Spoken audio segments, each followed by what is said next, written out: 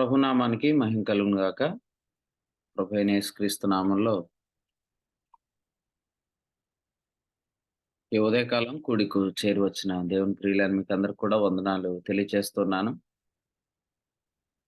అలాగే కూడికలో ఉన్న దేవుని సేవకులందరికీ కూడా వందనాలు తెలియచేస్తున్నాను. ఈ కూడికని నడిపిస్తున్న ప్రియులు సత్యనారాయణకు కూడా వందనాలు తెలియచేస్తున్నాను. దేవుని వాక్యంలోంచి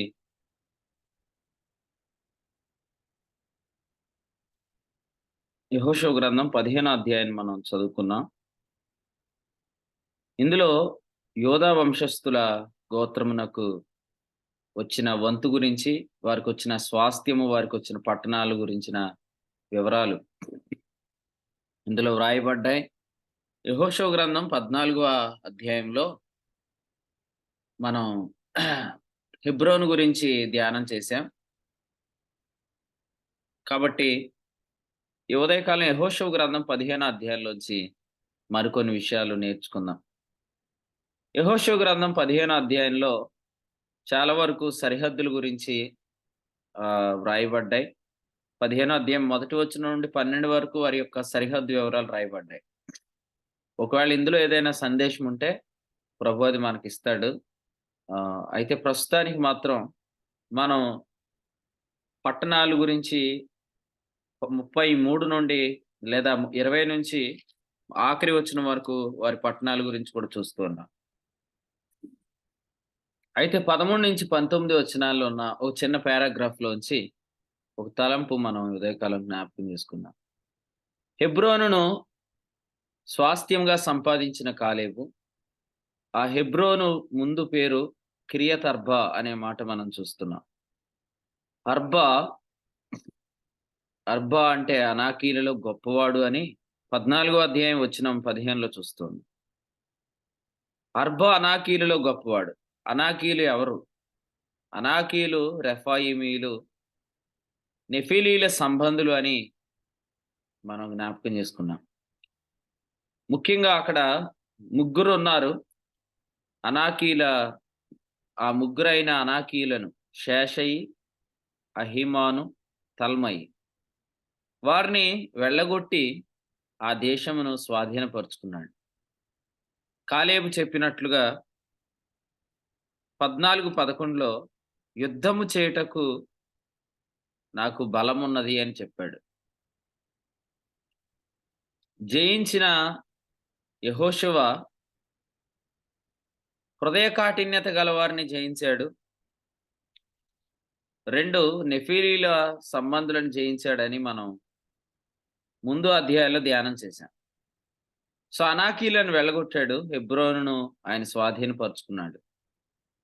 ఆ తర్వాత 15వ వచనంలో ఇలా వ్రాయబడింది, అక్కడ నుండి అతడు దెబీరు నివాసుల మీదకి పోయాను.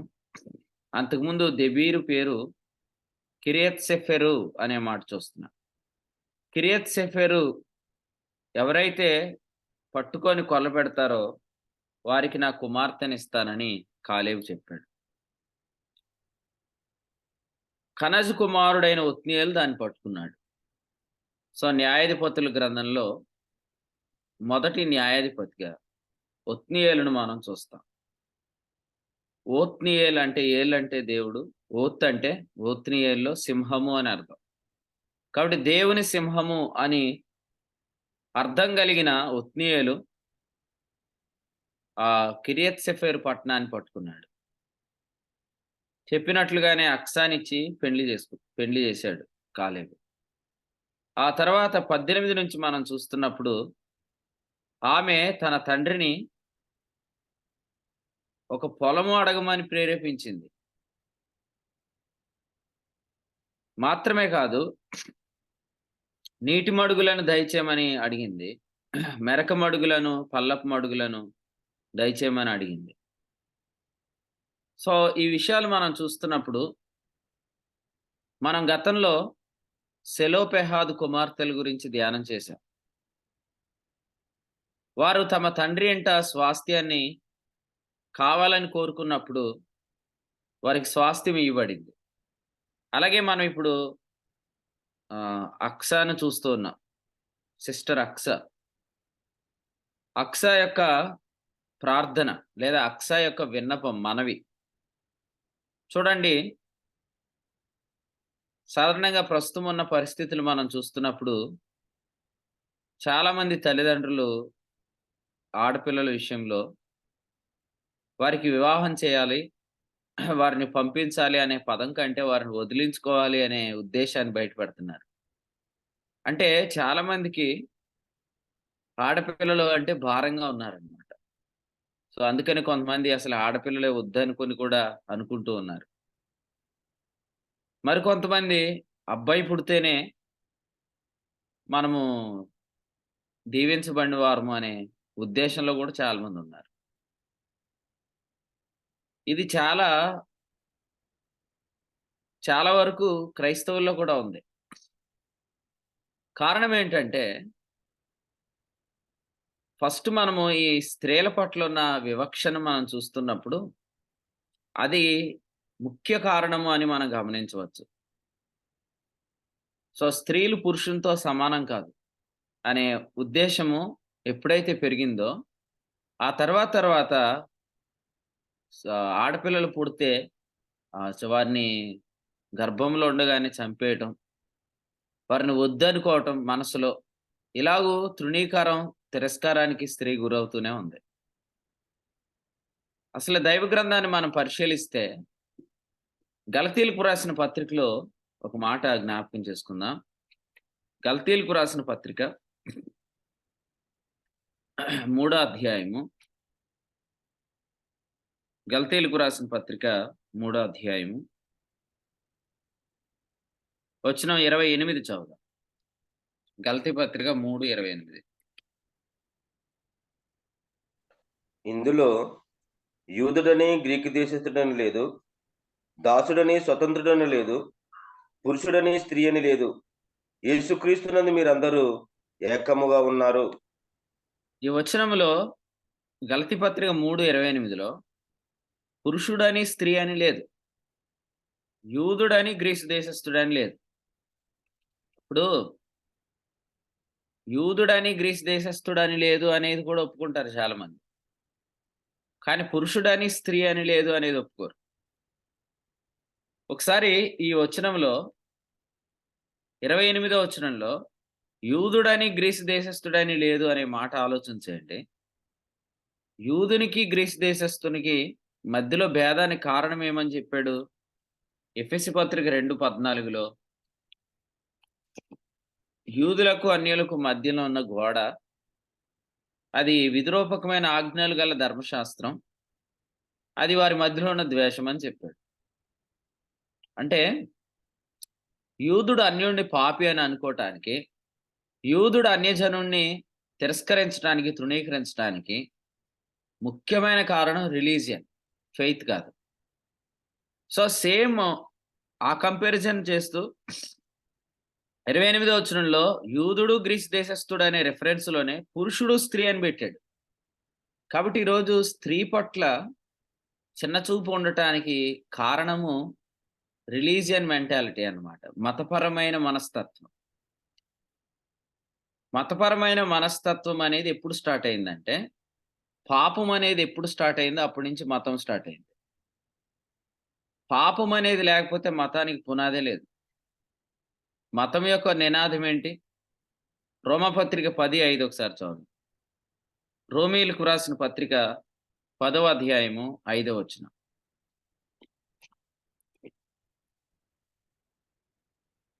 ధర్మశాస్త్ర మూలమగు నీతిని నెరవేర్చువాడు దాని వలననే జీవించును అని మోషే వ్రాయిచున్నాడు. సో, మతం యొక్క నినాదం ఏందంటే, ఎవరైతే ధర్మశాస్త్రం వల్ల జీవిస్తారో వారు నీతిమంతులవుతారు. సో, మతం యొక్క నినాదం ఏంటి? నీతిమంతులుగా తీర్చుట, లేదా నీతిమంతులవుతారని చెప్పటం. నీతిమంతులు ఎవరవ్వాలి?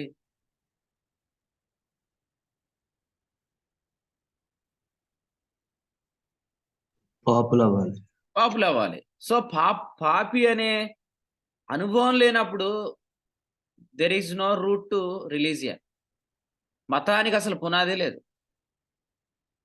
కాబట్టి పాపాన్ని అడ్డుపెట్టుకొని మతం ప్రవేశించింది. మతం ఎప్పుడైతే ప్రవేశించిందో అప్పటి నుండి స్త్రీ పురుష భేదాలు కనబడుతున్నాయి.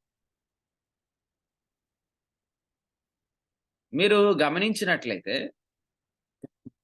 ఈరోజు యేసు ప్రభు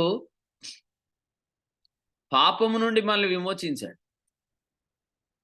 అక్కడితో ఆగితే చాలు. కానీ ఇంకా వివరణ రాస్తూ 7వ అధ్యాయంలో ఏం చెప్పాడంటే, మనము పాపము నుండి విమోచించబడ్డాం మాత్రమే కాదు, మనము రోమాపత్రిక 7:6 ఎలా అన్నాడు, ఇప్పుడైతే దేని చేత నిర్బంధించబడితమో దాని విషయమే చనిపోయామన్నాడు. ఎవరని చెప్పండి, మనం దేని చేత నిర్బంధించబడ్డాం?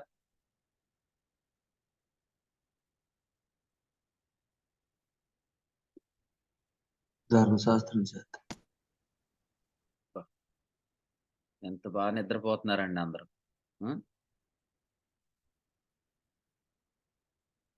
రోమాపత్రిక 7వ అధ్యాయంలో దేని గురించి వ్రాయబడింది?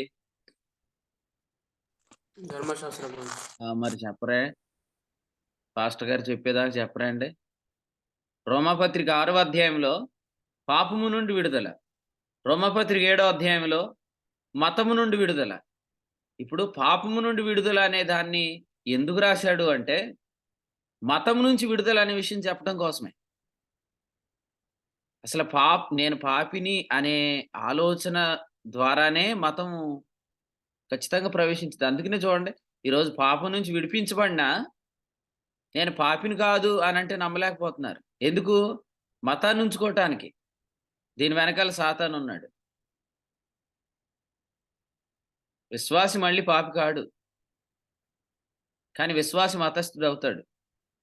ఎలాగంటారు? విశ్వాసి పాపి కాదు, ఎందుకంటే రోమాపత్రిక 6వ అధ్యాయం 7 ప్రకారం పాపం విషయమే చచ్చిపోయాడు. విశ్వాసి మతస్థుడు కూడా కాదు, ఎందుకంటే ఎప్పుడైతే పాపం నుండి విమోచించబడ్డాడో నీతిమంతుడయ్యాడు. నీతిమంతుడికి రిలీజియన్ ఉండదు. తిమోతి 1 పత్రిక 1:10 ప్రకారం నీతిమంతుడికి రిలీజియన్తో పనే ఉంది. ఎందుకంటే అసలు రిలీజియన్ అనేది ఒక మనుషుడు నీతిమంతుడిగా చేయటానికి. ఇతడు ఆల్రెడీ నీతిమంతుడు అయినప్పుడు అతనికి రిలీజియన్ ఎలా ఉంటది? ఉండదు. మరి పాపము నుండి విమోచించబడిన వాడు పాపి కాడు, కానీ మతస్థుడు ఎలా అవుతాడు? పాపినని ఎంచుకోకపోతే, పాపినని ఎంచుకోకపోతే, నీతిమంతుడని ఎంచుకోకపోతే, అది పాపి అని ఎంచుకుంటే, నీతిమంతుడని ఎంచుకోకపోతే. అందుకని ఏం చేశాడంటే వీడు, వాడి యొక్క ఉద్దేశం మనం పాపులుగా ఉండాలి అనేది కాదు. ఎందుకంటే అలా పాపి నీతిమంతుడు ఏకం కాడు, మనల్ని పాపిగా ఎలా చేయగలడు? కానీ పాపి అనే భావన కలిగిస్తున్నాడు. సో విశ్వాసి తన బ్రతుకు దినాల్లో నీతిమంతుడు అవడానికే జీవిస్తున్నాడు. నీతిమంతుడు అవడానికి జీవిస్తున్నాడంటే విశ్వాసం వల్ల జీవిస్తాడా, ధర్మశాస్త్రం వల్ల జీవిస్తాడా? సిస్టర్స్ చెప్పండి ఒకళ్ళైనా. ధర్మశాస్త్రం వల్ల జీవిస్తాడు. ధర్మశాస్త్రం వల్ల జీవిస్తాడు అంటే మళ్ళీ రిలీజియన్ క్రిందకి వెళ్తాడు. అందుకనే గలతీ 5:1లో మీరు మళ్ళా పాపమను కాడి క్రింద చిక్కుకోకండి అని చెప్పలేదు. పాపమను కాడి అసలు లేదు అక్కడ. వీళ్ళు చదివే వాళ్ళు అందరూ అక్కడ ఉన్న విషయాలను చదవకుండా లేని విషయాలను యాడ్ చేసేస్తున్నారు. అక్కడ మీరు మరలా దాస్యమను కాడి క్రింద చిక్కుకోకండి అని చెప్పిన కాడి ధర్మశాస్త్రం. మీరు పాపులు కారు అని నమ్మినప్పుడే మీరు ఏ మతానికి చెందరు. అప్పుడు మీకు స్త్రీ మీద చిన్న చూపు రాదు. సో మీరు స్త్రీ మీద చిన్న చూపు చూస్తున్నారంటే ఖచ్చితంగా మీలో మతపరమైన కన్నులు ఉన్నాయి అని అర్థం. ఇప్పుడు నేను ఇలా చెప్తాను. దైవ గ్రంథంలో ఎఫెసీ పత్రిక 2:14 ఒకసారి మీరు చూడండి. ఎఫెసీలకు రాసిన పత్రిక 2వ అధ్యాయం 14 వచనం. ఆయన మన సమాధానమయ్యుండి మీకును మాకును ఉండిన ద్వేషమును అనగా విధిరోకమైన ఆజ్ఞలుగా ధర్మశాస్త్రమును తన శరీరమందు కుట్టివేటు చేత మధ్యగోడను పడగొట్టి మన ఉభయులను ఏకము చేసెను. అందరూ వినండి. యూదుడని గ్రీసు దేశస్థుడని భేదం లేదు అన్నాడు. మనం ఇందాక చదివిన రెఫరెన్స్ లో పురుషుడని స్త్రీ అని భేదం లేదు అన్నాడు. ఇప్పుడు మీరు ఆలోచన చేయండి, యూదుడు గ్రీసు దేశస్థుని భేదాన్ని గలతీలకు రాసిన పత్రిక 2వ అధ్యాయము ఎఫెసీ పత్రిక 2:14 ఏమన్నాడు? ద్వేషము అన్నాడు. ఇప్పుడు పురుష స్త్రీ భేదాన్ని ఏమనొచ్చు?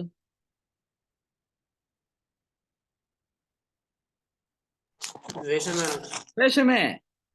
ఇప్పుడు యూదుడు గ్రీసు దేశస్థుడు భేదాన్ని ద్వేషము అని వర్ణించినప్పుడు స్త్రీ భేదం చూపించేవాడు స్త్రీని ద్వేషిస్తున్నాడు.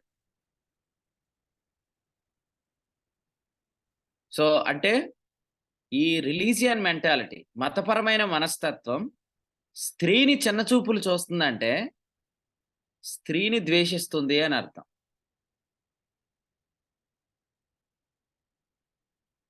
ఎందుకు అనేది మాట్లాడదాం. అయితే దీనికి ముందు ఇంకో మాట చెప్తాను. ఒకసారి మీరు ఆలోచించండి. వాక్యం వినే వాళ్ళందరూ ఆన్సర్ సరిగ్గా చేయండి. వాక్యం ఆలోచించండి. వివాహంలో స్త్రీ పురుషులు జాయిన్ అయ్యారు. వారి వివాహం ద్వారా ఏకమయ్యారు. కానీ స్త్రీ గర్భం ధరించలేదు. అప్పుడు ఆ స్త్రీని ఎలా చూస్తారు? ఓకే, వివాహంలో స్త్రీ పురుషులు ఏక శరీరం అయ్యారు. అయితే వాళ్ళు ఒక 10 సంవత్సరాలు అయింది అనుకోండి, కానీ స్త్రీ గర్భం ధరించలేదు. అప్పుడు ఆ స్త్రీని ఎలా చూస్తారు? చిన్న చూపులు చూస్తారు, చులకనగా చూస్తారు. చిన్న చూపు ఆల్రెడీ ఉంది, ఇంకా ఎంత తీవ్రంగా ఆలోచిస్తారు? చూస్తారు. కొద్దిమంది అయితే వదిలించుకోవటానికి కూడా ఇష్టపడుతున్నారు. రైట్. అంటే నేను ఎలా చెప్తాను, స్త్రీ గర్భం ధరించకపోతే ఇంకా ఆమె ఉండక్కర్లేదు భూమి మీద, ఇంకా అవసరం లేదు. అంటే ఆమె అసలు ఎందుకంటే పిల్లల్ని కనడానికే, ఆమె పిల్లల్ని కనకపోతే ఇంకా అవసరం లేదు. ఆ స్త్రీ ఇంకా అవసరం లేదు. స్త్రీ నా లైఫ్లో ఉండకూడదు అనుకుంటాం, ఇంకా ఆ స్త్రీ ఉండకూడదు అని అనుకుంటున్నారు అనమాట. సో మీరు ఆలోచిస్తే ఒకసారి స్త్రీ యొక్క ప్రాముఖ్యత లేకపోతే ఆమె యొక్క గొప్పతనాన్ని గురించి దైవగ్రంథం ఇలా చెప్తుంది. ఎఫెసీలు మనం రోమీయులకు రాసిన పత్రిక 6వ అధ్యాయం ఒకసారి చూడండి. రోమీయులకు రాసిన పత్రిక 6వ అధ్యాయము వచనం 22 ఒకసారి చూద్దాం. 22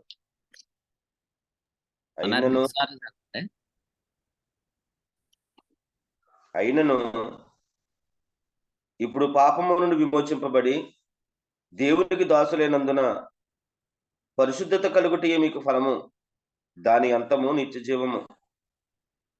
అయినను ఇప్పుడు పాపము నుండి విమోచింపబడి దేవునికి దాసులైనందున పరిశుద్ధత కలుగుటయే మీకు ఫలము, దాని అంతము నిత్య జీవము. చదువు. ఇప్పుడు 21 చదువుదాం. అప్పటి క్రియల వలన మీకేమి ఫలము కలిగెను? వాటిని గురించి మీరు ఇప్పుడు సిగ్గుపడుచున్నారు కారా? సో ఈ వచనంలో 21లో మనము ధర్మశాస్త్రానికి లోనై ఉన్నప్పుడు, అంటే మనం ధర్మశాస్త్ర సంబంధ క్రియల వల్ల జీవిస్తున్నప్పుడు మీకేమి ఫలము కలిగెను అంటే అది నిష్ఫలమైన జీవితం అన్నమాట. ఆ జీవితంలో ఎప్పుడైతే ఈ ఫ్రూట్ఫుల్ లైఫ్ అనేది ఉండదు, పరిశుద్ధతను ఫలించడం అనేది ఉండదు. ఇంకా చెప్పాలంటే ఈ యొక్క భాగంలో స్త్రీని రక్తస్రావ రోగం గల స్త్రీగా వర్ణించాడు మార్క్స్ వార్త 5వ అధ్యాయంలో. అంటే ఆమె పిల్లలు కనదన్నమాట. తర్వాత ఒక చెట్టు భాషలో చెప్పాలంటే యెషయా గ్రంథం 64:6లో వాడిపోయిన ఆకు గల చెట్టు అని చెప్పాడు. వాడిపోయిన ఆకు గల చెట్టు కూడా కాయదు. సో రక్తస్రావ రోగం గల స్త్రీ, ఆమె గర్భము ధరించదు. 2 వాడిపోయిన ఆకు గల చెట్టు అంటే ఆ చెట్టు కాయలు కాయదు. సో ఈ ధర్మశాస్త్ర క్రియలను, స్వనీతి క్రియలను ఎలాగూ వర్ణించాడు. కాబట్టి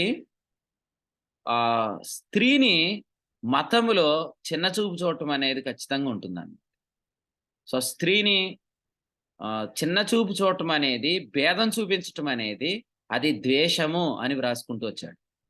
కానీ మీరు చూడండి, ఫెయిత్లో, విశ్వాసంలో యెషయా గ్రంథం 54వ అధ్యాయం 1వ వచనంలో గొడ్రాల పిల్లలు కననిదాన జయగీతం ఎత్తుము అన్నాడు. మీరు నమ్మితే నమ్మండి, మెడికల్ ఫీల్డ్కి కూడా అసాధ్యం అనుకునే ఒక కార్యం ఉంది. అదేంటంటే విశ్వాసంలో గర్భము ధరించని స్త్రీ ఉండదు. ఇది ఎలాగూ నా జరుగును అనుకుంటే మాత్రం మీరు మిస్ అయితారేమో కానీ ఫెయిత్ అనేది ఖచ్చితంగా కార్యసిద్ధి కలిగించింది. ఎందుకంటే విశ్వాసంలో ఆయన మన ప్రతి రోగాన్ని భరించాడు. మన ప్రతి బలహీనతను వహించాడు. ప్రభువు చెప్పాడు, "నువ్వు నా మాట వింటే నీలో గొడ్డుతనం ఉండదని" చెప్పాడు. కాబట్టి ఫెయిత్‌లో ఒక వ్యక్తి తన స్త్రీని తనతో సమానంగా చూడగలడు. మధ్యలో గోడ పడగొట్టబడింది కాబట్టి ఆమెను ద్వేషించడు. ఆమెను గౌరవించగలుగుతాడు, ఘనపరచగలుగుతాడు. సో, మీ లైఫ్‌లో కూడా చాలామంది స్త్రీలున్నారు. ఓకే. మీరు ఆలోచన చేయండి. మీరు వారిని చిన్న చూపులు చూస్తున్నారంటే, మీరు స్త్రీని ద్వేషించే మెంటాలిటీతో ఉన్నారంటే, ఖచ్చితంగా నువ్వు దౌర్భాగ్యుడివే. ఎందుకంటే నేను చెప్తున్న మాట కాదు. రోమాపత్రిక 7:24 చదువుకోండి. మతములో ఉన్న వ్యక్తి తన్ను గూర్చి ఏమంటున్నాడంటే, అయ్యో! నేనెంత దౌర్భాగ్యుడని అంటున్నాడు. సో, అది దౌర్భాగ్యం అన్నమాట. అసలు ధర్మశాస్త్రానికి లోనై జీవించటం అనేది దౌర్భాగ్యం. సో, ఆ దౌర్భాగ్యపు లక్షణాల్లో ఒక లక్షణం ఏందంటే, స్త్రీని చిన్నచూపు చూడటం అన్నమాట. సో, యూదునికి, అన్యునికి మధ్యలో ఉన్న గోడ పడగొట్టబడింది అనేది ఎంత గొప్ప సత్యమో, మతం అనేది స్త్రీకి, పురుషునికి మధ్యలో ఉన్న గోడను పడగొట్టటం అనేది అంతే సత్యం. మీరు ఒకసారి ఎఫెసీ పత్రిక చూడండి, లేదా గల్తీలకు రాసిన పత్రిక చూడండి. 2వ అధ్యాయం గమనించండి. గల్తీలకు రాసిన పత్రిక 2వ అధ్యాయం. గల్తీలకు రాసిన పత్రిక 2వ అధ్యాయం. వచనం 13వ వచనం చదవచ్చు. ఇప్పుడు 14 చదువుతున్నాను నేను. వారు సువార్త సత్యము చొప్పున క్రమముగా నడుచుకొనకపోవుట నేను చూచినప్పుడు అన్నాడు. వారు సువార్త సత్యము చొప్పున క్రమముగా నడుచుకొనకపోవుట నేను చూచినప్పుడు అన్నాడు. సువార్త సత్యం చొప్పున క్రమంగా ఏమి నడవలేదంటే, కేఫా యూదులకు భయపడి అన్యజనుల్లో నుంచి వేరైపోయాడు. భోజనం చేస్తున్నప్పుడు అందరూ కలిసి భోజనం చేస్తున్నారు. ఎప్పుడైతే యూదులు వచ్చారో కేఫా ఏం చేశాడంటే, యెరూషలేము నుండి వచ్చిన యూదుల నిమిత్తం అన్యుల నుంచి వేరయ్యాడు. అప్పుడు ఏం చెప్పాడు పౌలు గారంటే అందరి ఎదుట, నువ్వు సువార్త సత్యం చొప్పున క్రమంగా నడవట్లేదు. ఇప్పుడేంటి, సత్యం అనే పేరు చొప్పున స్త్రీని చిన్నచూపు చూస్తున్నారు. అసలు సత్యములో డిఫరెన్స్ లేదు. మీరు గమనిస్తే సువార్త సత్యము చొప్పున ప్రవర్తించేవాడు విశ్వాస మూలంగా జీవిస్తున్నాడు. విశ్వాసమును బట్టి ప్రవర్తిస్తున్నాడు. విశ్వాసము అనే ఈ యొక్క అద్భుతమైన అనుభవంలో ఈ పురుషుడు, స్త్రీ అనే భేదం లేదు.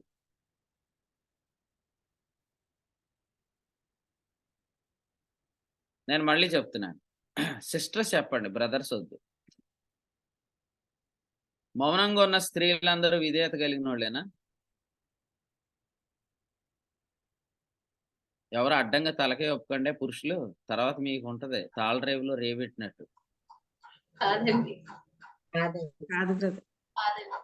మౌనంగా ఉన్న స్త్రీలందరూ విధేయత కలిగిన వాళ్ళేనా అని అంటే, సిస్టర్స్ లో ఎవరు సైలెంట్ గా ఉన్నారో వాళ్ళు తప్పించి మిగిలిన వాళ్ళందరికీ వందనాలు చెప్తున్నాను. కాదని చెప్పేశారు అందరూ.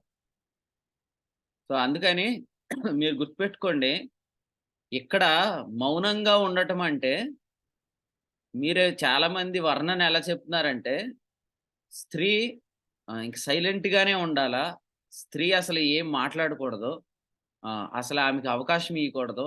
ఇయన్నీ మీ యొక్క మతాన్ని, పౌలు రాసిన వాక్యాలను మత కోణంలో చూసేసి దానిని సంఘంలో రుద్దేస్తున్నారనమాట. ఒకటి చెప్తానేనండి, ఎప్పుడైతే స్త్రీ విశ్వాస వాక్యానికి విధేయత చూపిస్తుందో అప్పుడు ఆమె విశ్వాసంతో మాట్లాడుతుంది. విశ్వాసంతో ఆమె ఎప్పుడైతే మాట్లాడుతుందో అప్పుడు ఆమె ప్రభువుకే లోబడుతుంది.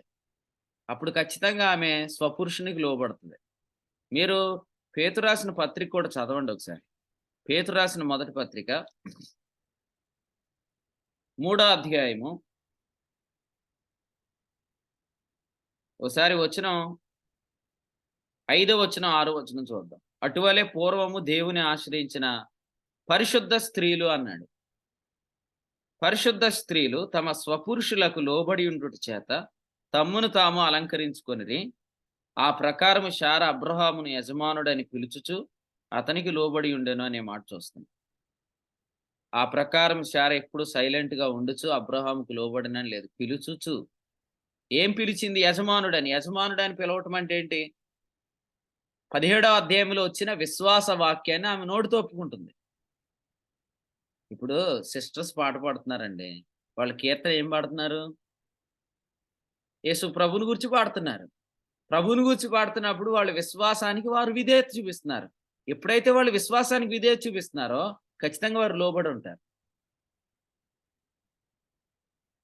కాబట్టి ఇక్కడ మీరు గాని నేను గాని ఎవరం మనం గొప్ప కాదు. మనమందరం క్రీస్తునందు ఏకమై ఉన్నాం, దేవుని కుమారులం.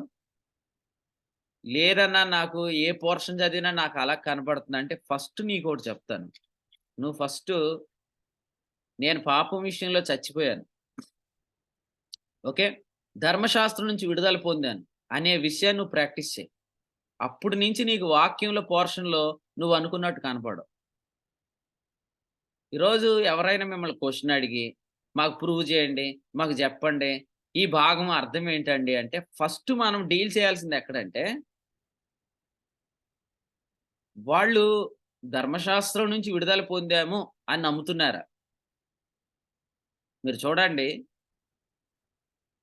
స్త్రీని పట్టుకొని వారి అలంకరణ మీద, వారి వస్త్రధారణ మీద ప్రసంగాలు చేస్తున్న వాళ్ళు స్త్రీలే. అసలు ఎంత బాధాకరమైన విషయాలు చూడండి. స్త్రీయే స్త్రీకి విరోధమైంది ఇప్పుడు చెప్పాలంటే. ఎందుకంటే స్త్రీలే స్త్రీకి విరోధులై మాట్లాడేస్తున్నారు. అసలు ఒక విషయం తెలుసుకోండి, మనం పురుషులు ఉన్న చోట ఎలా ఉండాలా, అలా ఉండాలా అని మీరు సొంత కొట్టుడు కొట్టకుండా, సొంత ఆలోచనలు చెప్పకుండా, మీ సొంత భాషను చెప్పకుండా లేఖనం ఏం చెప్తుందో చెప్పడం స్టార్ట్ చేయండి. ఆదికాండం 17వ అధ్యాయంలో నీవు యజమానుడని పిలువు అంటే ఒక విశ్వాస వాక్యం నోట్లో పెట్టాడు. ఎప్పుడైతే ఆ స్త్రీ తన భర్తను పిలవటం స్టార్ట్ చేసిందో అది లోబట్టమని వర్ణించాడు. మీరేమంటున్నారు? వధకు సిద్ధమైన గొర్రెల్లాగా ఉండండి, అది విధేయత అంటున్నారు. ఎంత తప్పండి ఇది? రోమపత్రిక 3:19 ఏముంది? చూడకుండా చెప్పండి ఎవరైనా. రోమపత్రిక 3:19 ఏముందో? సర్వలోకము దేవుని శిక్షణ పాత్ర. దానికి ముందు ఓ పదం ఉందండి, ప్రతి నోరు మూయబడిన. ప్రతి నోరు మూయబడినట్లును సర్వలోకం దేవుని శిక్షకు పాత్రమగునట్లును ధర్మశాస్త్రం చెప్పుచున్న వాటిని అన్నిటినీ దానికి లోనైన వారికి చెప్తుంది. అంటే ధర్మశాస్త్రానికి లోనైన వారు ఎలా ఉంటారు? వధకు సిద్ధమైన గొర్రెలా ఉంటారు. నాకు ఈ చర్చి వాతావరణంలో సిస్టర్స్ని చూస్తుంటే ఏదో వధకు సిద్ధమైన గొర్రెలా కూర్చుంటున్నారు. వధకు సిద్ధమైన గొర్రెలా మీరు? చెప్పండి, వధకు ఏర్పరచబడిన గొర్రెలా మీరు? మీరేమో మతంలో ఉన్నారా? ఓ సిస్టర్ గారు అయితే ఇంకో సిస్టర్ గారు క్వశ్చన్ అడుగుతుంటే ఆన్సర్ చెప్తుంటే మిర్రమంట చూస్తుంది, అంత అవసరమా అని. నేను అంటాను, ఏంటి ఈ మెంటాలిటీ ఏంటి మీలో? అసలు మీరు విశ్వాసంలోకి వచ్చారా లేదా ధర్మశాస్త్రంలోనే ఉన్నారా? మీరు ఫెయిత్లోకి వస్తే, ఫెయిత్లో యూదునికి అన్యునికి మధ్యలో గోడ పడినప్పుడు మరి స్త్రీ పురుషునికి మధ్యలో గోడ పడినట్టు కదా. ఎక్కడైనా కూడా ఈ ఆలోచన విధానం అనేది చాలా మందికి ఉండిపోయింది. నేను మరలా చెప్తున్నాను, లాజరును లేపి ఆయన బయటకు రమ్మన్నప్పుడు లాజరు బ్రతికి బయటకు వచ్చాడు. వచ్చినప్పుడు కట్లు ఉన్నాయా లేకపోతే కట్లు తని ఇప్పుకొని బయటకు వచ్చాడంటే కట్లతోటే వచ్చేసాడు. ముఖం మీద రుమాలు కూడా ఉంది ఆయనకి. అప్పటికి మీరు చదివితే అప్పుడు ఏమన్నాడంటే, లాజరు ఎలాగ లేచాడు, ఇప్పుడు ప్రేత వస్త్రాలు ఎందుకు? మీరు ఎలా ఉందంటే కొంతమంది గొడవ, మీరేమో లేచి సమాధి నుంచి బయటకు వచ్చేసారు. కట్లు ఇప్పేయండి అంటే కట్లు ఇప్పొద్దు ఉంచమంటున్నారు. అవి ప్రేత వస్త్రాలు రా బాబు అంటే పర్లేదు ఉంచమంటున్నారు. నువ్వు బ్రతికిన తర్వాత నీకు మళ్ళీ ప్రేత వస్త్రాలు ఎందుకు? నువ్వు పాపం నుండి విమోచించబడ్డాక నీకు ధర్మశాస్త్రం అనే ప్రేత వస్త్రం ఎందుకు?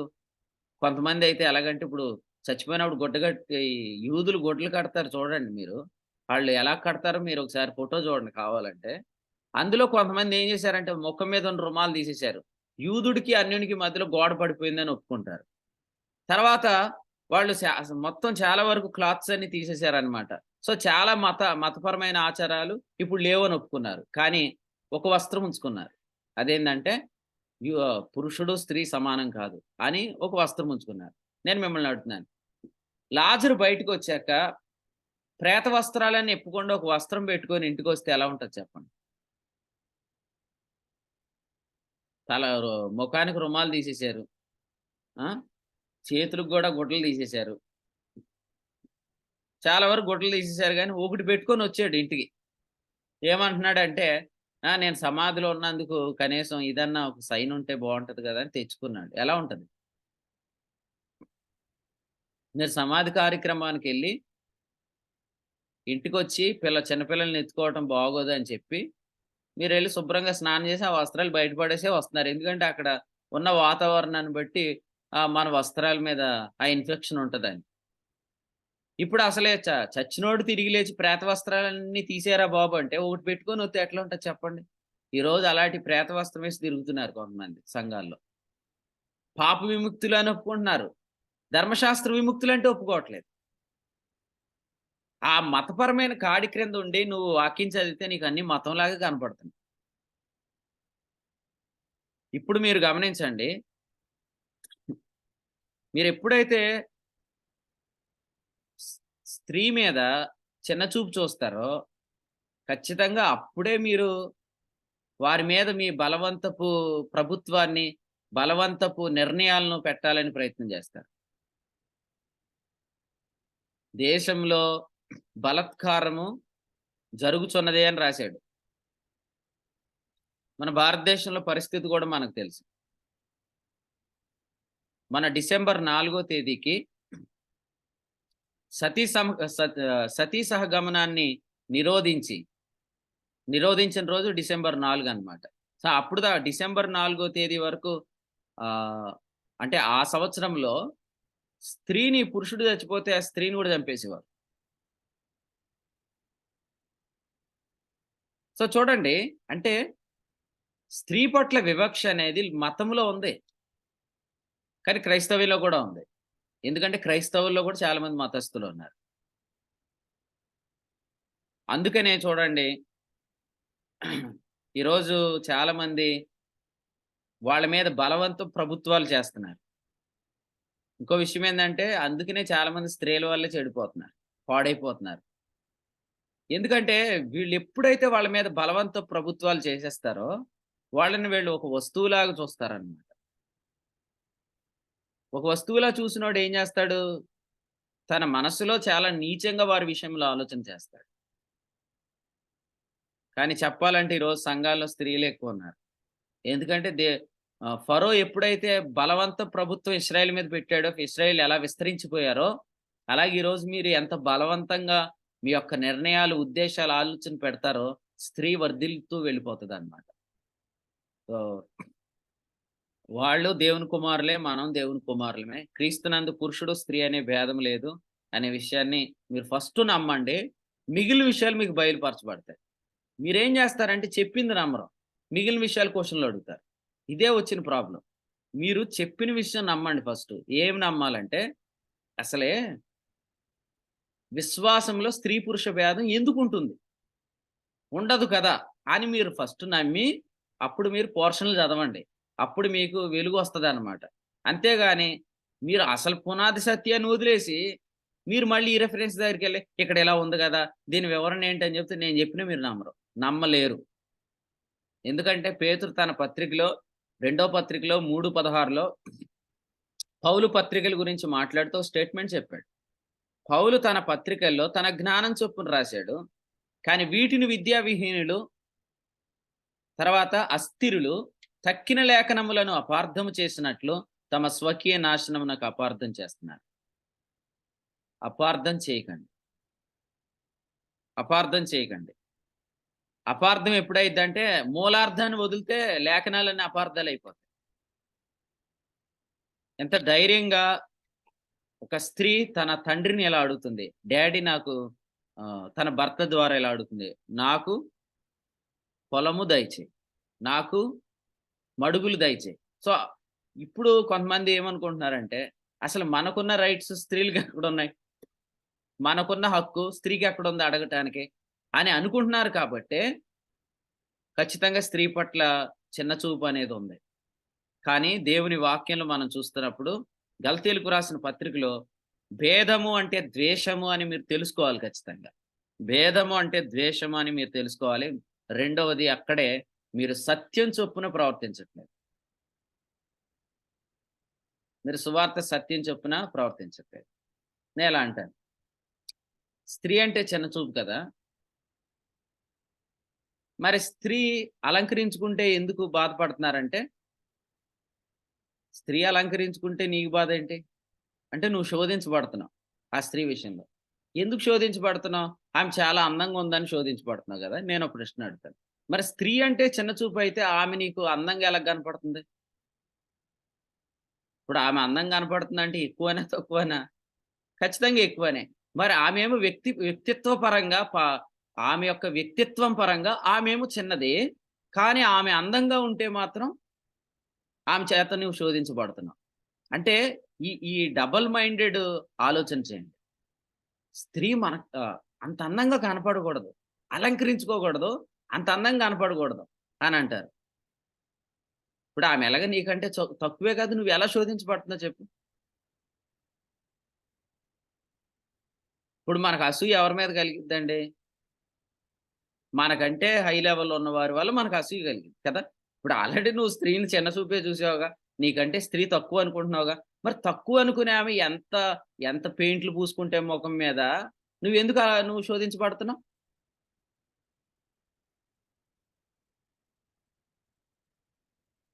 నేను చెప్తుంది అందరూ ఆలోచించట్లేదని నేనైతే అనుకోను గానీ, ఆలోచించినయి మనకెందుకులే, ఇందులో ఇన్వాల్వ్ అవ్వకూడదు. లేనిపోయింది మనకు ఈ గొడవ మనకుందనుకుంటాడు ఈయన అని మీరు సైలెంట్‌గా ఉండండి. మైక్‌లు ఆన్ చేసుకోకండి.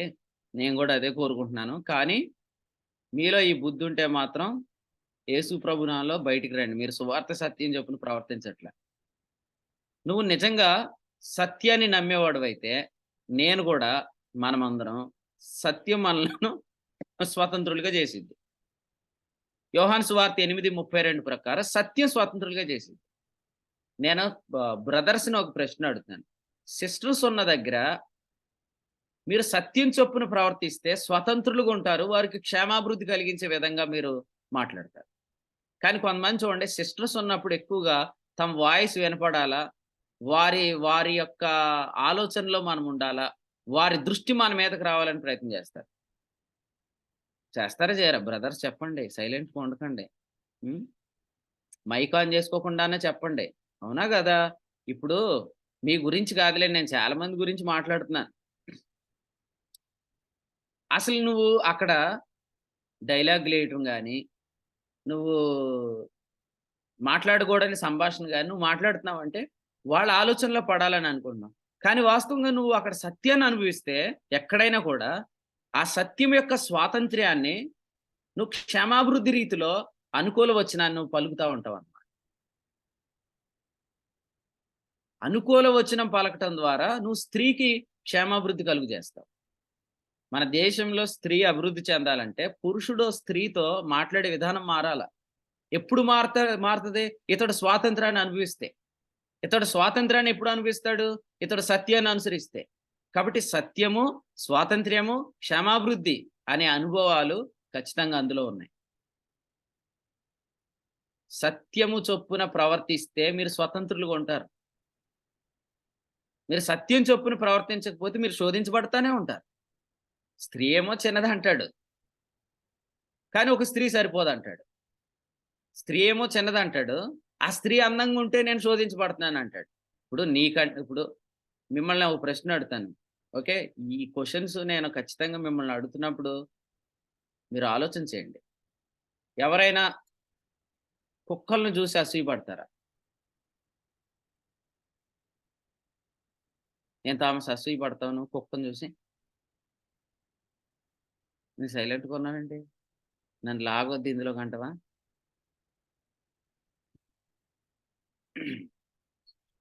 సాతాను గాడికి అవకాశం ఇయ్యకండే.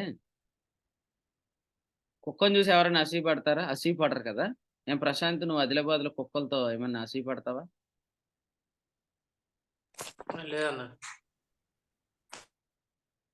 ఖచ్చితంగా లేదు కదా. మరి ఎందుకు అసూయపడవు? ఇది ఎక్కడ క్వశ్చన్ రా నాయన? దీన్ని తీసుకెళ్ళి ఎక్కడ కలుపుతాడు ఈయన అనుకుంటున్నారు. అంటే హీనంగా ఉంటాయి కాబట్టి. మరి స్త్రీలను అంతకంటే హీనంగా చూస్తున్నారు కదా, మరి చూసినప్పుడు వాళ్ళు ఎందుకు శోధించబడుతున్నారు? వాళ్ళ విషయంలో ఎందుకు అసూయపడుతున్నారు? అంటే నువ్వు వాస్తవంగా వాళ్ళని నువ్వు ఎంత తక్కువ చూస్తున్నావో దేవుడు వాళ్ళని అంత అట్రాక్టివ్గా ఉంచాడు ప్రపంచంలో. మనం ఎవరినైతే త్రొక్కేయాలని ప్రయత్నం చేస్తామో వాళ్ళు విస్తరిస్తున్నారు. కాబట్టి ఇక్కడ విషయం అంతా ఒకటే, రిలీజియన్ మెంటాలిటీ అనేది ఖచ్చితంగా యేసు ప్రభు నామములో మీకు తొలగిపోవాలి. మీకే కాదు, చాలా మందికి తొలగిపోవాలి. ఎంత స్వీట్గా మాట్లాడతారో, అమ్మా ఒక కాలం వచ్చుచున్నది అంటారు. అమ్మ వారెవరునూ లేరా, వారు ఎక్కడున్నారా, అంతా అమ్మ అమ్మ అనే మాట్లాడతారు. లోపల అమ్మ అనే ఆలోచనే ఉండదన్నమాట. కాబట్టి ఈ సమాజంలో మనము బ్రతుకుతున్నప్పుడు సత్యం అనుసరిస్తేనే స్వాతంత్రం అనుభవిస్తాం. స్వాతంత్రం అనుభవిస్తేనే మనం క్షేమాభివృద్ధి కలిగించే పదాలు మన నోట వస్తాయి. అప్పుడే ఆమె నిర్మాణం అనేది ఖచ్చితంగా మనం గమనిస్తాం. నేను మళ్ళీ సిస్టర్స్ చెప్తున్నాను, మీలో బ్రదర్స్ సపోర్ట్ చేసేవాళ్ళు కూడా ఉన్నారు ఈ విషయంలో. నేను మిమ్మల్ని కూడా దౌర్భాగ్యులని తిడుతున్నాను. మీరు ఏమనుకుంటారో అనుకోండి, పర్లేదు. ఒక వచనం చదువుతాను, ఓకే? మీరు ఈ తిట్టు మర్చిపోయేలోపు ఒక రెఫరెన్స్ మీకోసం చదివి వినిపిస్తాను. కొరింథీయులకు రాసిన మొదటి పత్రిక 10వ అధ్యాయం వచ్చిన 23 చదువుదాం. కొరింథీయులకు రాసిన మొదటి పత్రిక 10:23. అన్ని విషయంలో నాకు స్వాతంత్రం కలదు గాని అన్నియు చేయదగినవి కావు. అన్నిటి యందు నాకు స్వాతంత్రం కలదు గాని అన్నియు క్షేమాభివృద్ధి కలుగజేయవు. ఎస్, స్వాతంత్ర్యము, క్షేమాభివృద్ధి. ఓకే, ఈ మెసేజ్ మనం ఎప్పుడు చెప్పుకున్న ఎవరికైనా గుర్తుందా? స్వాతంత్ర్యము, క్షేమాభివృద్ధి. ఆగస్ట్ 15. ఆగస్ట్ 15th కంటే ముందు కోరంగిలో కృతజ్ఞత కూడుగా. మీకు డేట్లు కూడా ఎలా గుర్తుంటాయి, ఆ వర్తమానాలు ఎలా గుర్తుంటాయి అంటే, చెప్పేదాని మీద మనసు ఉంటే గుర్తుంటాయి, వినేదాని మీద మనసు ఉంటే కూడా గుర్తుంటాయి. స్వాతంత్ర్యము, క్షేమాభివృద్ధి, ఆ మెసేజ్ ఏనండి కావాలంటే. నేను ఇప్పుడు చెప్పే పోర్షన్ జాగ్రత్తగానండి. మీరు సత్యాన్ని ఫాలో అయ్యారనుకోండి, మీకు యూదుడు గ్రీస్ దేశస్థుడని ఇప్పుడు దాకా వీడియోలో ఆన్ చేసుకొని ఆఫ్ చేసిన వాళ్ళని హోల్డ్లో పెట్టేసేయండి. యూదుడు గ్రీస్ దేశస్థుడు అనే డిఫరెన్స్ మీకు ఉండదు కదా సత్యాన్ని అనుసరిస్తే. అలాగే స్త్రీ పురుషుడు అనే డిఫరెన్స్ ఉంటుందా? చెప్పాలి స్పీడ్గా. స్త్రీ పురుషుడు అనే డిఫరెన్స్ ఉంటుందా సత్యాన్ని అనుసరిస్తే? ఉండదు. ఇప్పుడు మీరు సత్యాన్ని అనుసరిస్తే స్వాతంత్రాన్ని అనుభవిస్తారా లేదా? అనుభవిస్తారన్న. అనుభవించినప్పుడు మీరు స్త్రీ ఉన్న చోట స్వాతంత్రాన్ని అనుభవిస్తే స్త్రీ చేత శోధించబడతారా? శోధించబడరన్న. శోధించబడరు మీరు. అప్పుడు మీరు ఏం మాట్లాడినా క్షేమాభివృద్ధికరమైన పదాలు వస్తాయి మీకు. ఎఫెస్ 4:29. సుజాత అక్కకే నెట్ వీక్గా ఉందంట అన్న, కనికరించేసేయండి, మిగిలిన వాళ్ళని పెట్టండి. అర్థమైందండి మీకు? స్వాతంత్ర్యాన్ని అనుభవిస్తున్నామా? స్వాతంత్ర్యాన్ని అనుభవిస్తున్నామా? సత్యాన్ని అనుసరిస్తే స్వాతంత్రాన్ని అనుభవిస్తాం. ఇప్పుడు మీరు నిజం చెప్పండి. స్త్రీ పురుష భేదం చూపించే వాళ్ళు ఉన్నారు కదా, గలతి 2:14 ప్రకారం వారు సత్యాన్ని అనుసరించట్లేదు కదా, మళ్ళీ వారు విడుదలను అనుభవిస్తున్నారా? స్వాతంత్రాన్ని అనుభవిస్తున్నారా? అనుభవించట్లేదు. మరి అనుభవించినప్పుడు వాళ్ళు స్త్రీ ఉన్న చోటున స్వాతంత్రాన్ని అనుభవించకపోతే వాళ్ళ ఎక్స్పీరియన్స్ ఏంటి? వాక్యాన్ని బట్టి చెప్పండి. ఈ జెర్మియా ఏడన్నా సేవకుడు జెర్మియా ఉన్నాడా?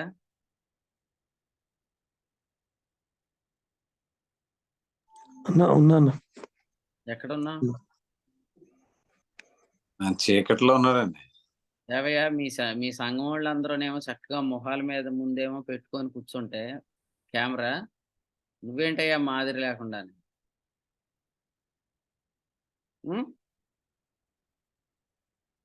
ఒక క్వశ్చన్కి ఆన్సర్ చెప్పడు, సైలెంట్ కూర్చుంటాడు. పిలిచినప్పుడు మాత్రం ఆ ఓడ అమరంలోంచి మాట్లాడుతూ ఉంటాడు యోనాలాగా. ఎక్కడున్నాడో కనపడతలేదు.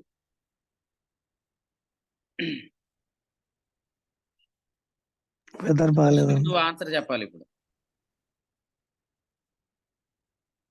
నా క్వశ్చన్కి నువ్వు ఆన్సర్ చెప్పు. క్వశ్చన్ ఏంటి అని అడిగితే మాత్రం దెబ్బలు తింటావు. ఆదిలాబాద్ వచ్చి కొడతాను మళ్ళీ.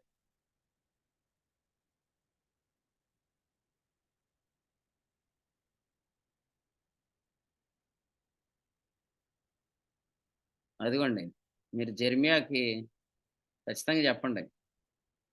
ఉమ్, ఇక్కడ ఇప్పుడు అన్నం ఉడికిందా లేదో ఒక మెతి కట్టుకుంటే తెలుస్తుంది. ఇలాంటి బ్యాచ్ చాలా మంది ఉన్నారు, బయటపడరు అంతే. క్వశ్చన్ అడగండి, ఇప్పుడు క్వశ్చన్ మళ్ళీ అడగమంటారు వీళ్ళు. మీ ఇష్టం, మీకు మళ్ళీ రేపు పొద్దుట వర్తమానం, ఈ వర్తమానం ఒకటి కాదు. మళ్ళీ రేపు వర్తమానం మారిపోతుంది. మరి మీరు ఇవన్నీ ఎప్పుడు స్టడీ చేస్తారు? జాగ్రత్తగానండి. మిగిలిన వాళ్ళు ఎవరికి తెలియదు, మీరు చెప్పిన వాళ్ళకి అర్థం కాదు. మీరు ధన్యులు. మీలో ఒకడు 1000 మంది అవుతాడు, అదే చాలు. దయచేసి వినండి. గలతి 2:14 ప్రకారం యూదుడు గ్రీస్ దేశస్థుడు అనే భేదము గాని ఉంటే అతడు సత్యం అనుసరించట్లేదు అన్నాడు. సేమ్ రెఫరెన్స్ అప్లై చేసుకుంటే గలతి 3:28లో స్త్రీ పురుషుడు అనే డిఫరెన్స్ ఉన్నవాడు సత్యం అనుసరించట్లే. సత్యం అనుసరించిన వాడు యోహాను 8:32 ప్రకారం స్వాతంత్రం అనుభవించడు. అప్పుడు ఆ వ్యక్తి ఏం ఎక్స్పీరియన్స్ చేస్తాడు అది నేను అడుగుతున్నా. ఓకే, మీన్ వైల్ ఒక అడ్వర్టైజ్మెంట్ లాగా బ్రేక్ లాగా నేను ఒకటి చెప్తానండి. యేసు ప్రభు అంట సమరయ స్త్రీతో మాట్లాడుతున్నాడంట. శిష్యులు వచ్చి ఆశ్చర్యపడ్డారంట. ఎందుకంటే ఈయనేంటి ఆడవాళ్ళతో మాట్లాడుతున్నాడు అనుకున్నారంట. అలాంటి బుద్ధి లేని ఆలోచనలు ఎవరికొత్త చెప్పండి. వాక్యం చదివేటప్పుడు యేసుప్రభు శిష్యులు వచ్చి అరే ఆయన స్త్రీతో మాట్లాడటం చూసి ఆశ్చర్యపోతున్నారంట. అంటే ఒక ఆడవిడితో మాట్లాడటం యేసుప్రభు మాట్లాడటం చూసి శిష్యులు ఆశ్చర్యపోయారు అనే ఉద్దేశం అక్కడ ఉందా? చెప్పండి. అసలు అసలు అక్కడ ఉన్న ఉద్దేశం ఏంటి చెప్పండి ఎవరైనా. ఆవిడ సమరయ స్త్రీ. Yes, very good. ఆమె సమరయ స్త్రీ, ఈయన యూదుడు సమరయ స్త్రీతో అంతలాగా ఎలా మాట్లాడు కదా, అందుకు వాళ్ళు ఆశ్చర్యపోతున్నారు. కానీ ఈ పనికిమాలోడికి వాక్యం అలాగే ఎందుకు కనపడింది? ఎలాగ? ఆయన ఆడావిడితో మాట్లాడుతున్నాడు, ఒంటరిగా మాట్లాడుతున్నాడు, శిష్యులు ఆశ్చర్యపోయారంట. మీతో ఉన్న వాళ్ళందరినీ మీరు తేడాగా చూస్తున్నారంటే అర్థం ఏంటి? మీరు తేడా అని అర్థం. అసలు యేసుప్రభునే తేడాగా చూసి చెప్తున్నాడు. అసలు యేసుప్రభుని ఎవడని ఎలా ఆలోచిస్తాడా? ఆయన స్త్రీతో మాట్లాడట చూసి శిష్యులు ఆశ్చర్యపోయింది ఏంటంటే అరే అనుకున్నారంట వాళ్ళు. అది నిజమా? సో అంటే మీరు పడిపోతే వాక్యం యొక్క స్థాయిని కూడా మీరు పడేస్తారు. పడిపోయిన వాళ్ళు వాక్య ధ్యానాలు చూడండి ఎలా ఉంటాయి, పడిపోయినట్టే వర్ణిస్తారు. సరే, నేను క్వశ్చన్ అడుగుతాను. యేసు ప్రభు ఆమె విషయంలో శోధించబడ్డా? యేసు ప్రభు వ్యభిచారం చేస్తున్న స్త్రీ విషయంలో శోధించబడ్డా? లేదు. శోధించబడ్డాడు కానీ పాపం చేయలేదు అంటాను నేను. రైటేనా? తప్పు.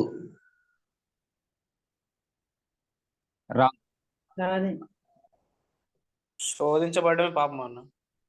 Very good. శోధించబడ్డాడు కానీ పాపం చేయలేదనే వచనం ఎక్కడదే? దాన్ని తెచ్చి నీ ఉద్దేశాన్ని ఎక్కడ చొప్పిస్తావేంటి? అసలు శోధించబడటం పాపం కాదా? యాకోబు 1:14 ప్రకారం ఒక వ్యక్తి ఎప్పుడు శోధించబడతాడు? ఆ దురాశ చేత ఏడ్వబడితే. అంటే దురాశ పాపం కాదా? అంటే చూడండి, స్త్రీ చేత చాలా మంది ఈరోజు శోధించబడుతున్నారు, స్త్రీల చేత. ఎందుకంటే వాళ్ళు వ్యక్తిగతంగా స్వాతంత్రాన్ని అనుభవించట్లే. స్వాతంత్రం ఎందుకు అనుభవించట్లేదు అంటే సత్యం ఆచరించట్లే. ఇంతగా సత్యం ఏంటి? స్త్రీ పురుషులు సమానమే అనే సత్యం వీళ్ళు ఆచరించట్లే. అందుకని వీళ్ళు స్త్రీల చేత శోధించబడుతున్నారు. ఓపెన్ గా చెప్తున్నాను, వీళ్ళు వ్యభిచారం చేయరు. ఎందుకో తెలుసా? రేపొద్దున వీళ్ళు వ్యభిచారం చేస్తే ధర్మశాస్త్రోపదేశకులుగా పనికిరాడు వీళ్ళు. అందుకనే వీళ్ళు వ్యభిచారం అయితే చేయరు, కానీ వీళ్ళు హృదయంలో మాత్రం వ్యభిచారం చేస్తారు. ఎందుకంటే శోధించబడుతున్నారు కాబట్టి. అందరూ ఇప్పుడు నేను చెప్పే మాట చాలా గట్టిగా వినాలా, బాగా వినాలా. ఓకే, బాగానండి.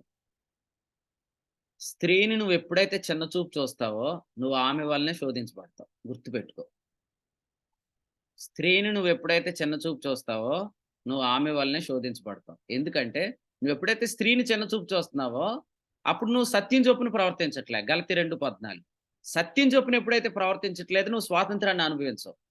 స్వాతంత్రం నువ్వు ఎప్పుడైతే అనుభవించవో అప్పుడు నువ్వు ఖచ్చితంగా శోధించబడతావు. ఎవరిని మీరు తక్కువ చేసి తొక్కేయాలనుకుంటారో వాళ్ళ వల్లే మీ యొక్క భవిష్యత్ అంతా పాడైపోతాయి. ఇది ఇందులో ఉన్న అద్భుతమైన సత్యం. కాబట్టి ఎప్పుడు కూడా ఇటువంటి ఆలోచనలు తీసేసేయండి. నువ్వు డినామినేషనల్ గ్లాసెస్ పెట్టుకొని వాక్యం చదవటం మానేసాయి. ఫస్ట్ యేసు ప్రభు మహింపరచబడిన తర్వాత డినామినేషన్ అనుగ్రహించబడింది కొంతమందికి, యోహాను 7:39. కానీ యేసు ప్రభు మహింపరచబడిన తర్వాత పరిశుద్ధాత్ముడు అనుగ్రహించబడ్డాడు మనకి. పరిశుద్ధాత్ముడు ఎక్కడ తీసుకెళ్తాడు? యోహాను 16:13 మూఢత్వంలోకి తీసుకెళ్తాడా? ఈరోజు మీరు ఆలోచించేయండి. ఎంత విచిత్రం అంటే, స్త్రీలు ఇలా ఉండాలి అలా ఉండాలని చెప్తారా? ఇశ్రాయేలు స్త్రీలు వెళ్ళి యుద్ధంలో పాల్గొంటున్నారు కదా, మరి అవి ఎందుకు పోస్టులు షేర్ చేస్తున్నారు వీళ్ళు? స్త్రీ ఎక్కడ ఉండాలా? ఇప్పుడు కారు గ్యారేజీలో ఉండాలా, స్త్రీ వంటింట్లో ఉండాలని చెప్పాడు కదా, అందుకే కదా పెద్ద గొడవ అయిపోయింది, అప్పట్లో వివాదం అయిపోయింది.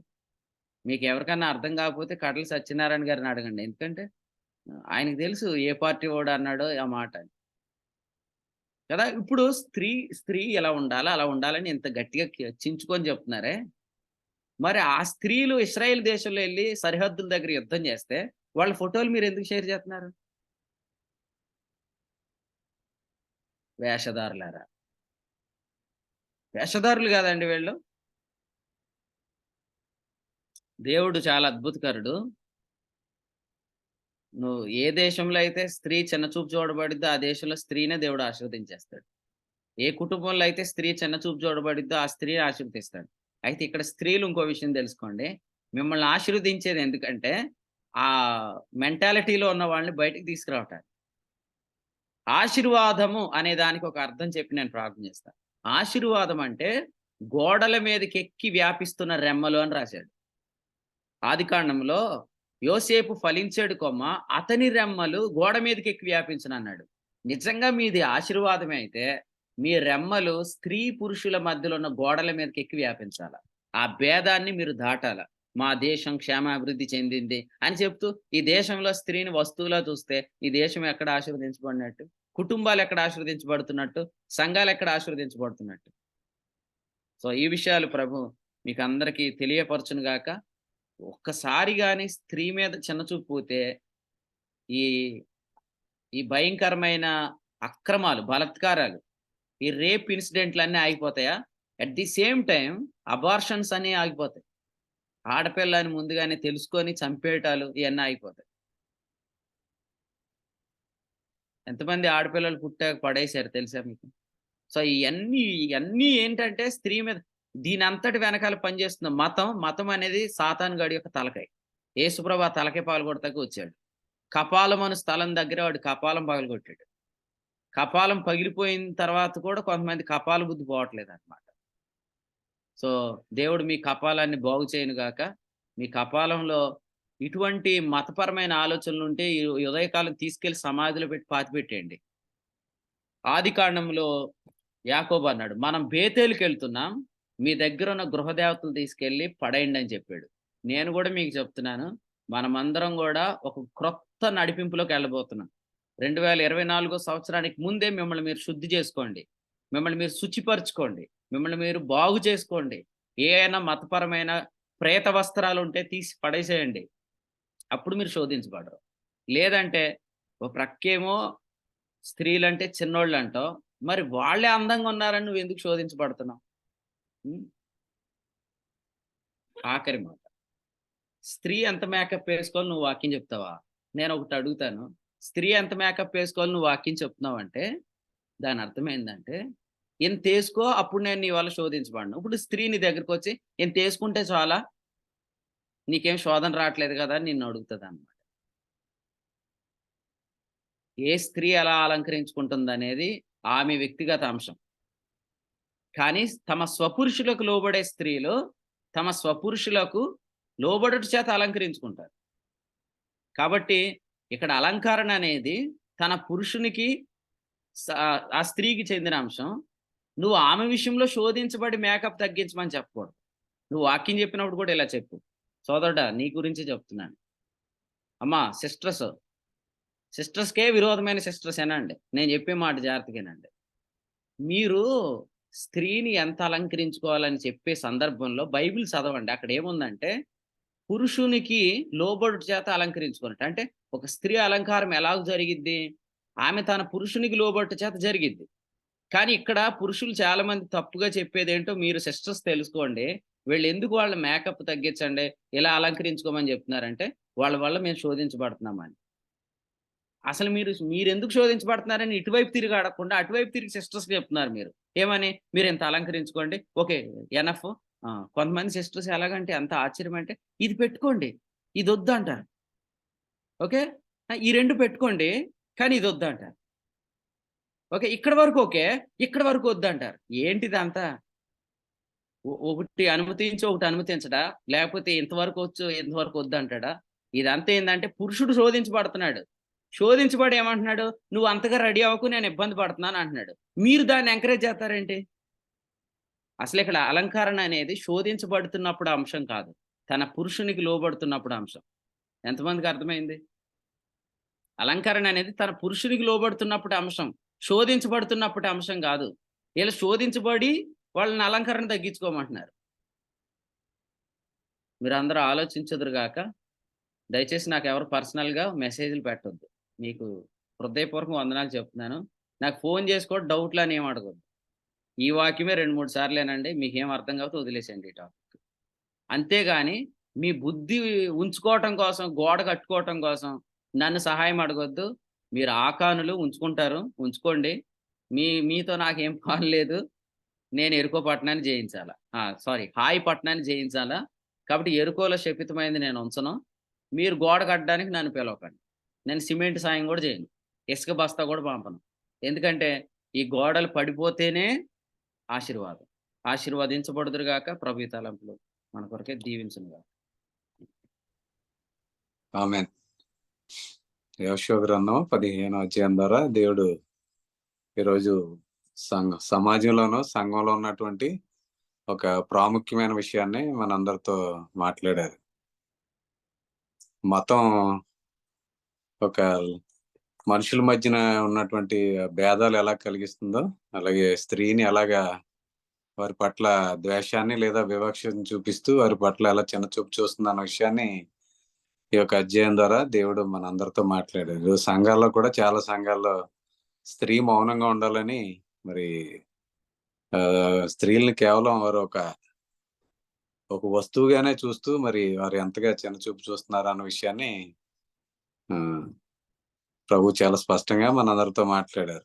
కాబట్టి గతంలో కూడా ఒకసారి ఒక సంఘంలో ఇలాగే మీరు స్త్రీలు మీరు మాట్లాడకూడదని చెప్పేసి ఆ సంఘంలో పురుషులు ఆధిపత్యం చేసి మరి ఆ సంఘాన్ని చిన్నాభిన్నం చేసి మరి సంఘంలో ఉన్నటువంటి విశ్వాసులందరినీ తీసుకుని వెళ్ళిపోయి మరి ఆ ట్రాన్స్ లోనే ఉండగానే సేవకులు చనిపోయినప్పుడు వారు ఆ ట్రాన్స్ లో ఉండగానే సంఘాన్ని చీల్చేసి మరి వారు వెళ్ళిపోయినప్పుడు మరి దేవుని కృపను బట్టి వారు ఈ యొక్క విశ్వాస వాక్యాన్ని విని ఈ రోజున వారి సంఘం కూడా కట్టుబడుతుంది. కాబట్టి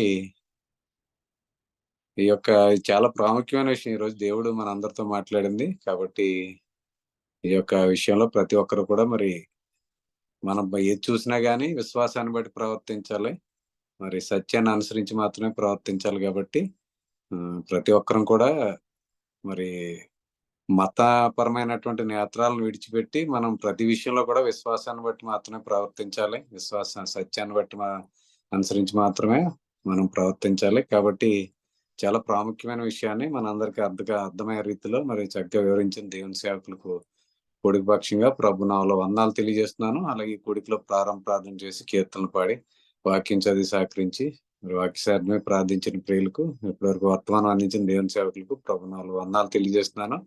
ఈ రోజున సోమవారం మరి సువార్త కూడికి లేదు. ఈరోజు నిడదవోలు ప్రాంతంలో బైబిల్ స్టడీ ఉంది కాబట్టి సాయంత్రం 8 గంటలకి నిడదవోలులో మరి పౌలరాజు గారి గృహంలో కూడికి జరుగుతుంది. సమీపంలో ఉన్న వారు అందరూ చేరి రావాలని, అలాగే మిగిలిన వారు కూడా మరి ఆ యొక్క కూడికి నిమిత్తం ప్రార్థించవలసింది కోరుచున్నాను. ముగింపు ప్రార్థనతో ఈ కూడికను ముగింపు చేసుకుందాం. ప్రియులు రామచంద్రపురం అలాగే తిప్పరాజపురం సమీప ప్రాంతాల్లో పరిచయం చేస్తున్న దేవుని సేవకులు కిరణ్ గారు ముగింపు ప్రార్థన చేస్తారు.